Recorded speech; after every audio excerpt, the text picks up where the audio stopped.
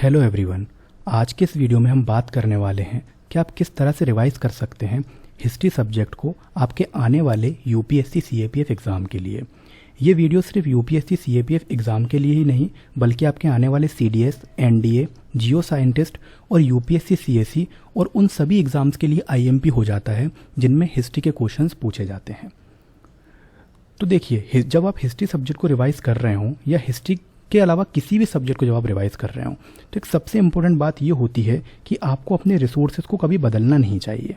ठीक है, आप अपने रिसोर्सेज को बदलिए मत। जिन मटेरियल के सहारे आप अभी तक तैयारी करते आ रहे हैं, डे 1 से जिन मटेरियल को आपने पढ़ा हुआ है, आप उन पर भरोसा रखिए और रिसोर्सेज को मत बदलिए। आप रिसोर्सेज को बदलेंगे, चीज़ें बढ़ जाएंगी तो आप नया भी नहीं पढ़ पाएंगे और पुराना भी रिवीजन नहीं कर पाएंगे। तो यहाँ पर ये बात आपको समझ में आ गई होगी कि आपको मटेरियल चेंज नहीं करना है। ठीक है, दूसरी इंपॉर्टेंट चीज़ ये है कि रिवीजन लेने के लिए आपको पीवाईक्यू का भरपूर इस्तेमाल करना है। अब पीवाईक्यू की हेल्प लेने से होगा क्या? सबसे पहली चीज़ ये होगी कि आपका फियर कम होगा, डर कम हो जाएगा आपका।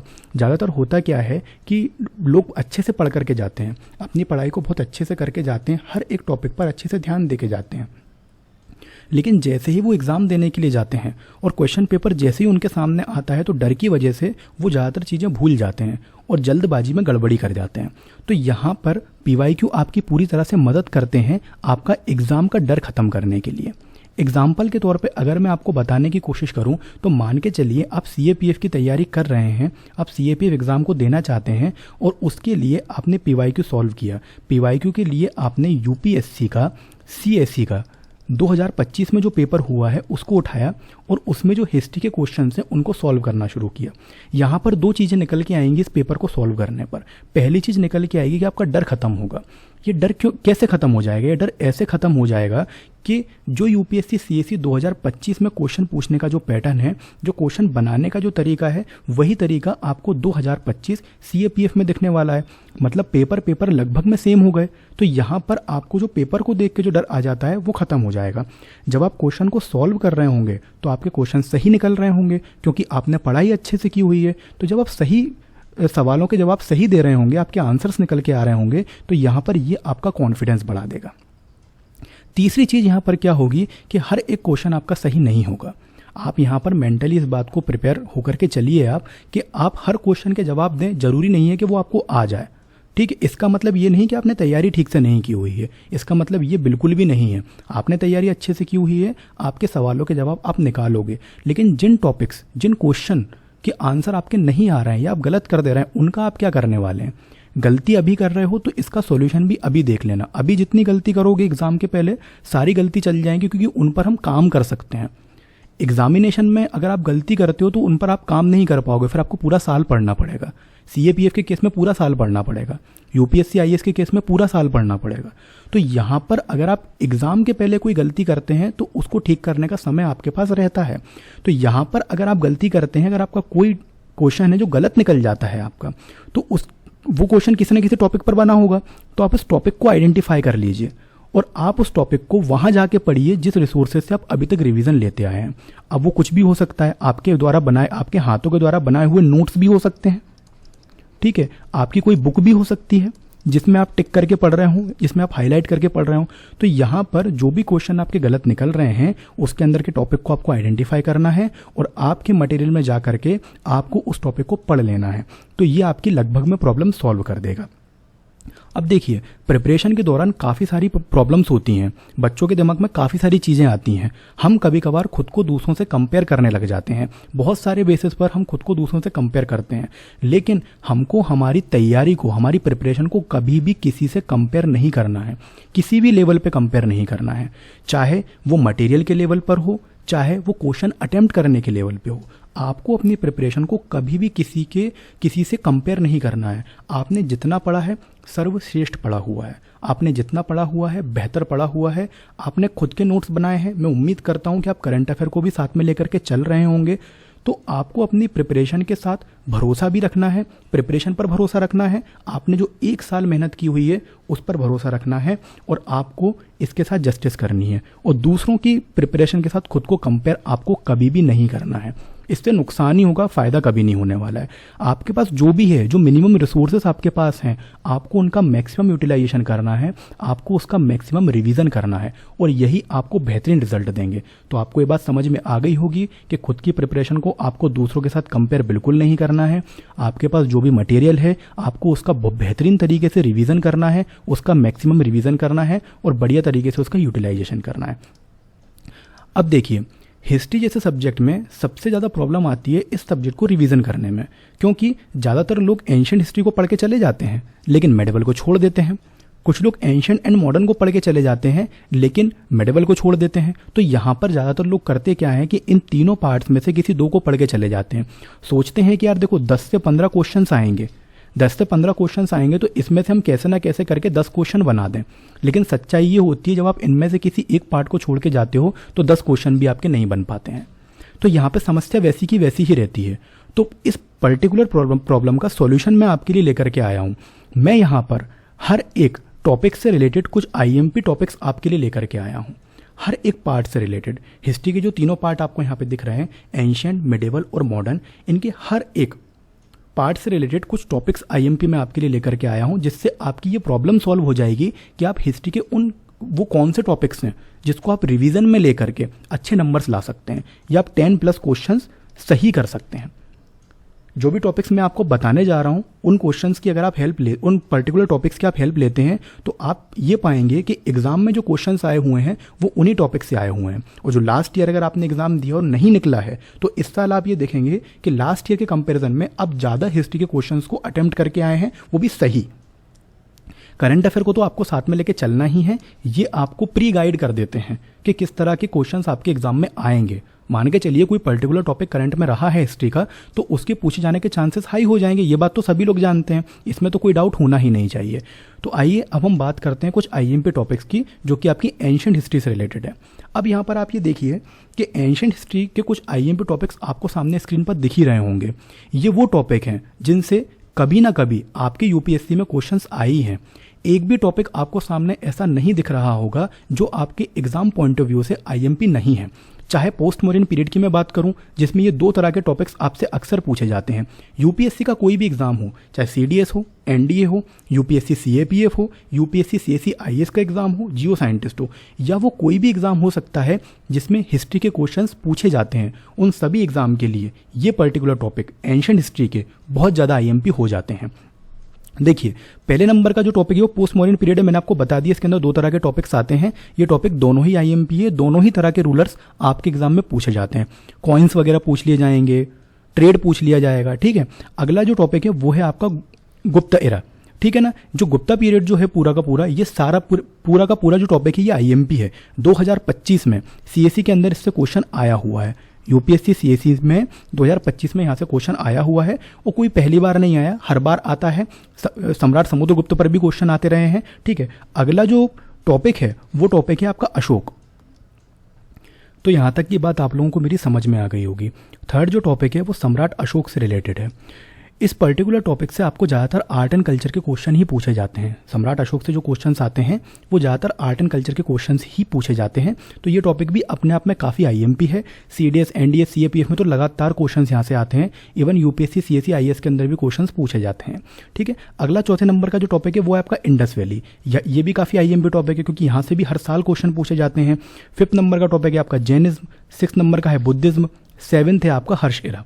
हर एरा से आप थोड़ी सी बुक्स कर लीजिएगा, यहाँ से बुक्स थोड़ी सी आईएमपी होती हैं, ठीक है। यहाँ से बुक्स थोड़ी सी आईएमपी होती है तो ये कर लीजिएगा। तो जितने भी टॉपिक यहाँ पे मैंने अभी आपको एंशिएंट हिस्ट्री के बताए हुए हैं वो सारे टॉपिक्स आपके एग्जाम पॉइंट ऑफ व्यू से काफ़ी ज़्यादा महत्वपूर्ण, काफ़ी ज़्यादा आईएमपी हो जाते हैं। अगर आप इनको करके जाते हैं तो आपको एग्जाम में बेहतरीन रिजल्ट मिलेंगे। देखिए, जितने भी लोगों ने इनको अच्छे से पढ़ लिया है उनके लिए तो प्लस पॉइंट है, आप एक बार और देख लीजिए। पर अगर किसी ने नहीं पढ़ा है ठीक से, अगर कोई ये चाहता है कि यार मुझे कुछ ऐसे टॉपिक्स मिल जाएं जिससे मैं एंशिएंट हिस्ट्री को ठीक से कवर कर सकूं, तो वो इन टॉपिक्स को देख करके जा सकता है। आप अच्छे से देखिए, लेकिन पढ़िएगा अच्छे से, मतलब आपको अच्छे से पढ़ना है। ऐसा नहीं कि आप ऊपर ऊपर से देख करके निकल गए, नहीं, इनसे अच्छे क्वेश्चंस आते हैं तो आपको अच्छे से ही पढ़ना है, ठीक है। तो आपके एंशिएंट हिस्ट्री की प्रॉब्लम जो है वो लगभग में सॉल्व होती हुई आपको नजर आने लग जाएगी। अगला जो है वो मेडिवल हिस्ट्री है। अगला पार्ट है मेडिवल हिस्ट्री। तो मेडिवल हिस्ट्री के अंदर भी यहाँ पे जो आपको लिस्ट दिख रही है ये आईएमपी टॉपिक्स की दिख रही है। यहाँ पे आपको जितने भी टॉपिक्स दिख रहे होंगे स्क्रीन पर, उन सभी टॉपिक्स से आपके एग्जाम में भर भर के क्वेश्चन आए हैं, चाहे वो विजयनगर एम्पायर क्यों ना हो। देखिए, क्वेश्चन आने का हमेशा ये कारण नहीं होता है कि वो क्वेश्चन पहले एग्जाम में आ चुका है तो वो रिपीट हो गया, सिर्फ यही कारण नहीं होता है। कुछ टॉपिक हिस्ट्री के अकॉर्डिंग काफ़ी ज़्यादा आईएमपी होते हैं। वैसा ही टॉपिक है Vijayanagar empire. Vijayanagar empire medieval history के अंदर काफ़ी आईएमपी टॉपिक है, बहुत सारे कारणों से काफ़ी आईएमपी टॉपिक है। इसीलिए लगातार Vijayanagar empire and Bahmani kingdom से लगातार क्वेश्चंस आपके एग्जाम में आपको देखने को मिलते हैं, चाहे वो कृष्णदेवराय हो, चाहे वो कोई भी हो, कोई भी रूलर रहा हो विजयनगर एम्पायर के अंदर, वहां से क्वेश्चन आपको देखने को मिलते हैं। आर्ट एंड कल्चर भी आपसे यहाँ पे पूछ लिया जाता है एग्जाम के अंदर। अगला टॉपिक है साउथ डायनेस्टीज, चोला, चेरा, पांड्या। यहां से तो लगातार क्वेश्चंस आते हैं। इवन यूपीएससी सीएससी 2025 के अंदर भी चोला डायनेस्टी से क्वेश्चन पूछा गया है आपके। देखिए, दिल्ली सल्तनत आपको पूरा नहीं पढ़ना है। अगर आप इसको पूरा पढ़ने जाएंगे तो लगभग में 2 से 3 चैप्टर्स आपको दिल्ली सल्तनत को में देखने को मिलते हैं। पहला चैप्टर आपका बेसिक क्लियर करता है, फिर धीरे धीरे करके आप आगे बढ़ोगे, तो इतना पढ़ने का समय तो रहता नहीं है, क्योंकि आपके लिए हर एक चीज़ आईएमपी नहीं है। बुक में लिखी हुई हर एक लाइन आईएमपी नहीं होती है, आपको उसमें इंपॉर्टेंट चीज़ें ढूंढनी पड़ती हैं। ठीक है, तो आपको यहाँ पे जो चीज़ें दिख रही हैं, आपको इनसे रिलेटेड जो है दिल्ली सल्तनत के अंदर चीज़ों को पढ़ना है। इनसे रिलेटेड आपको लड़ाइयाँ पढ़नी है, बैटल्स पढ़नी है। ये जो बाहर से जो लोग आए हुए हैं, इनने इंडियन किंग्स, जो यहाँ के भारत के जो नेटिव रूलर्स थे, उनके साथ जो लड़ाइयाँ लड़ी हैं, आपको उन लड़ाइयों के नाम पता होना चाहिए, उन बैटल्स के नाम पता होना चाहिए, उस बैटल में जीता कौन, आपको ये भी पता होना चाहिए। अगर हमारे साइड से हम लोग हार गए हैं बाहरी आक्रमणकारियों से, तो हमारे पास उसका प्रॉपर रीजन होना चाहिए कि ऐसा क्यों हुआ। अगर हम उनसे जीत गए हैं तो हमारे पास भी इसका रीजन होना चाहिए, क्योंकि रीजंस पे अक्सर क्वेश्चंस पूछे जाते हैं कि ऐसा क्यों हुआ, ये बैटल्स में उनको फायदा क्यों मिला, इस बैटल में हमको फायदा क्यों मिला। तो इस तरह के क्वेश्चंस अक्सर आपके यूपीएससी के एग्जाम में आपको देखने को मिलते हैं। ऐसा ही एक क्वेश्चन सीडीएस 2025 में पूछा गया है। ठीक है, अब बात कर लेते हैं मुगल की। तो मुगल का आर्ट एंड कल्चर काफ़ी ज़्यादा आईएमपी है, और मुगल में भी आर्ट एंड कल्चर ज़्यादा आईएमपी होता है अकबर का। अकबर के टाइम पे जो भी चीज़ें हुई हैं वो काफ़ी ज़्यादा आईएमपी हो जाती हैं। तो आप एक बार अकबर को पढ़ लीजिए। अगर आप मुगल को इतना ज़्यादा नहीं पढ़ना चाहते हैं तो अकबर के टाइम को एक बार पढ़ लीजिए, आपको इक्का दुक्का क्वेश्चन वहाँ से देखने को मिल जाएगा। ज़्यादा नहीं आता है, एक ही क्वेश्चन आएगा। अगर आप छोड़ना चाहते हैं तो ऐसी भी कोई बड़ी डील नहीं है, आप ऊपर दिए हुए बाकी टॉपिक्स को पढ़ लीजिए। अगर आप मुगल को नहीं पढ़ना चाहते हैं, छोड़ना चाहते हैं, बिकॉज वो बहुत बड़ा टॉपिक है, तो आप बाकी को पढ़ेंगे तो भी आपको उतना ही बेनिफिट मिलने वाला है। अगला जो यहाँ पे जो स्ट्रगल लिखा हुआ है, इसमें जो 3 डायनेस्टी हैं इसके अंदर, इसके जो तीनों डायनेस्टी हैं, वो तीनों डायनेस्टी आपके एग्जाम के लिए काफ़ी ज़्यादा आईएमपी हो जाती हैं। याद रहे, मेडिवल हिस्ट्री के अंदर जितनी भी डायनेस्टीज आई हैं, जितने भी बड़े बड़े एम्पायर्स आए हुए हैं, आपको उनके फाउंडर्स के नाम पता होने चाहिए। क्योंकि एग्जाम में ज़्यादातर एग्जाम में क्या होता है कि आपके किसी भी डायनेस्टी के रिलेटेड जो फाउंडर्स होते हैं उनको डायरेक्टली पूछ लिया जाता है, वो मैच करने के लिए दे दिए जाते हैं आपको लिस्ट। तो वहाँ से आपको काफ़ी ज़्यादा बेनिफिट मिलेगा अगर आप हर डायनेस्टी के रूलर्स को याद रख लें, जो स्पेशली फाउंडर को अगर आप याद रख लें। ज़्यादा करने की जरूरत नहीं है, फाउंडर को आप याद रख लीजिए, और जहाँ पे वो डायनेस्टी खत्म होती है जिस रूलर पर, आप उस पर्टिकुलर चीज़ को, उस पर्टिकुलर रूलर को आप याद रख सकते हैं। तो यहाँ पे मेडिवल हिस्ट्री के भी आईएमपी टॉपिक खत्म हो गए। अब मैं यहाँ पे मॉडर्न हिस्ट्री के कुछ आईएमपी टॉपिक्स की बात करना चाहूँगा।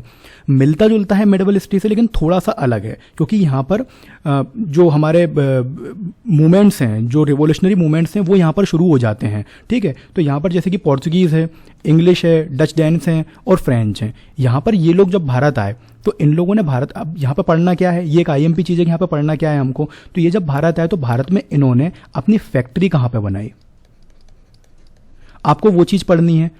आपको इनका ट्रेड पढ़ना है कि ट्रेड में ये लोग भारत में क्या लेकर के आए हैं, और भारत से क्या अपने साथ लेकर के जाते थे ट्रेड में, या भारत में क्या लेकर के आते थे ट्रेड में, या जिस टाइम पर ये लोग भारत में आए, इन्होंने जहां पर जिस जगह पर अपनी फैक्ट्री बनाई, उस पर्टिकुलर जगह का या उस पर्टिकुलर राज्य का राजा कौन था उस समय पर, किसने इनको परमिशन दी यहाँ पर फैक्ट्री बनाने की। तो आपको ये सब चीज़ें करनी होगी। ट्रेड पर तो देखो क्वेश्चंस आजकल पूछे ही जा रहे हैं। यूपीएससी सीएससी 2025 में तो लगातार क्वेश्चन पूछे जा रहे हैं कि भारत में पोर्तुगीज़ क्या लेकर के आए हैं या फ्रेंच क्या लेकर के आए, इस तरह के क्वेश्चन पूछे जाते हैं। तो आप इसको अच्छे से कर लीजिए, इसमें केवल यही पढ़ने का है। ठीक है, अगला टॉपिक है यहाँ पर सोशल एंड रिलीजियस रिफॉर्म। ये तो मुझे बताने की जरूरत नहीं है कि ये पर्टिकुलर टॉपिक कितना आईएमपी आपकी हिस्ट्री पॉइंट ऑफ व्यू से, modern history point of view से, तो आपको इसे बिल्कुल पढ़ना है। अगर आप स्पेक्ट्रम फॉलो कर रहे हैं तो आप उसमें से डायरेक्टली इसको पढ़ सकते हैं। 2025 सीएससी में सीधा क्वेश्चन आया हुआ है। ठीक है, अब अगला टॉपिक है 1905 से 1919 तक। ये रेवोल्यूशनरी मूवमेंट का टाइम है। इसमें से ज़्यादातर बुक्स आपसे पूछी जाती हैं, और सिर्फ बुक्स ही नहीं, यहाँ पे कुछ बहुत सारी ऑर्गेनाइजेशंस भी बनी हुई थी, तो उन ऑर्गेनाइजेशन के फाउंडिंग मेंबर्स भी पूछे जाते हैं, तो आप वो भी कर सकते हो जा करके, ठीक है। अगला टॉपिक है 1915 से 1947 तक का जो टॉपिक है। इस टॉपिक को हम पॉपुलरली गांधीयन एरा के नाम से जानते हैं। गांधीयन एरा हमारी मॉडर्न हिस्ट्री के लिए काफ़ी ज़्यादा आईएमपी होता है। जब गांधी जी भारत आए उसके बाद जो रेवोल्यूशनरी एक्टिविटीज़ हुई, उसके बाद जितनी भी चीज़ें हुई वो हमारी हिस्ट्री की, मॉडर्न हिस्ट्री के लिए आईएमपी हो जाती हैं, और आपके एग्जाम पॉइंट ऑफ व्यू के लिए भी वो सारी चीज़ें आईएमपी हो जाती हैं। मॉडर्न हिस्ट्री की बुक्स आपके सीडीएस एनडीए में कई बार पूछी गई हैं, इवन सीएपीएफ में भी पूछी जाती हैं। तो आपको थोड़ी बहुत, मतलब सारी बुक्स नहीं करनी होती हैं यहाँ पे, कुछ आईएमपी लोगों की बुक्स कर लो, पर्सनालिटीज़ की बुक कर लो, जैसे कि गांधी जी ने जो बुक्स लिखी हैं वो कर लो, ठीक है ना। तो इस तरह की बुक्स, और न्यूज़पेपर्स होते हैं, किसने कौन से न्यूज़पेपर्स निकाले हैं आप वो भी कर सकते हो। तो इस तरह के क्वेश्चंस आपको आपके एग्जाम में देखने को मिल जाएंगे। ये जो टॉपिक्स मैंने आपको बताए हुए हैं, इन सभी टॉपिक्स को आप अपने मॉडर्न हिस्ट्री में अच्छे मार्क्स लाने के लिए कर सकते हैं, तैयार कर सकते हैं। इससे आपको बेहतरीन रिजल्ट मिलेंगे आपके एग्जाम में, और क्वेश्चंस आपको कहीं ना कहीं यहीं से देखने को मिलेगा। सारे आईएमपी टॉपिक्स मैंने बता दिए हैं, चाहे वो एंशिएंट हिस्ट्री हो, मिडिवल हो, चाहे वो मॉडर्न हिस्ट्री हो। जितने भी मैंने टॉपिक्स इस वीडियो में बताए हैं, अगर हिस्ट्री आपके एग्जाम में पूछा जाता है तो ये वीडियो आपके लिए आईएमपी है। आप इन टॉपिक्स को कर सकते हैं। आने वाले यूपीएससी सीएपीएफ एग्जाम के लिए आप इन टॉपिक्स को पढ़िए। जिन लोगों ने पढ़ लिया है अच्छी बात है, वो एक बार और बुक्स खोल के इन टॉपिक्स को अच्छे से रिवाइज कर लीजिए।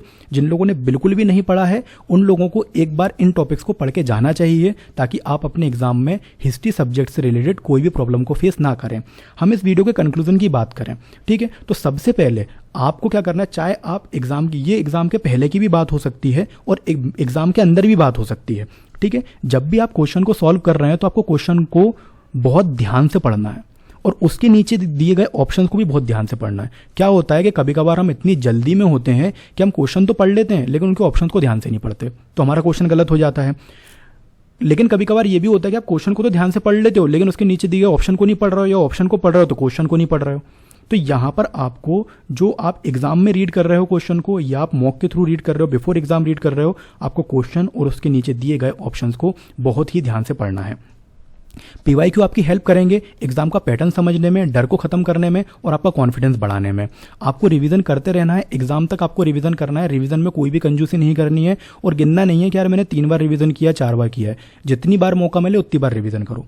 करंट अफेयर को आपको बिल्कुल नहीं छोड़ना है। ये एक आईएमपी चीज़ है जो कि आपको एग्जाम में क्वेश्चंस आएंगे तो आपको काफ़ी ज़्यादा हेल्प करते हैं ये, ठीक है। आपको सरप्राइज होने का मौका नहीं मिलता एग्जाम में। तो मैं आशा करता हूँ कि मेरे इस वीडियो से आपको बहुत अच्छी जानकारी मिली होगी। अगर आपको ये चैनल अच्छा लगता है, अगर आपको ये वीडियो काफ़ी पसंद आया हो, तो इस चैनल को लाइक कीजिए, इस वीडियो को लाइक कीजिए, शेयर कीजिए, और मेरे चैनल को सब्सक्राइब कीजिए, और अपने दोस्तों को शेयर कीजिए। अगर आपको मेरी इन्फॉर्मेशन काफ़ी अच्छी लगी हो, आपके काम में थोड़ी भी इन्फॉर्मेशन आई हो मेरी, तो आप प्लीज़ इस चैनल को सब्सक्राइब कीजिए। Thank you very much. जय हिंद।